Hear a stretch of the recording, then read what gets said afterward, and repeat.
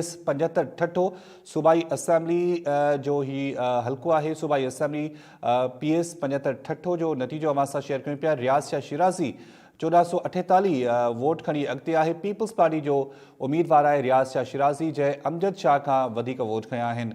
हिन वक़्त जी ॻणप मुताबिक़ रियाज़ शाह शिराज़ी इते अॻिते आहे। ॿियो नतीजो अवां सां शेयर कंदासीं। टाइम न्यूज़ की स्क्रीन ते बिलावल भुट्टो ज़रदारी पाकिस्तान पीपल्स पार्टी चेयरमैन बिलावल भुट्टो ज़रदारी ते अॻिते आहे।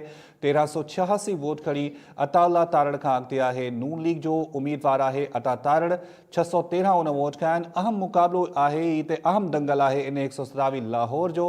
ही तक आहे बिलावल भुट्टो ज़रदारी पंजाब में पिण सुठा वोट खणे पियो। 1386 उन वोट खया आहिनि। हिन वक़्त जी ॻणप मुताबिक़ नून लीग जो उम्मीदवार अता तारड़ 613 वोट खणी सघियो आहे।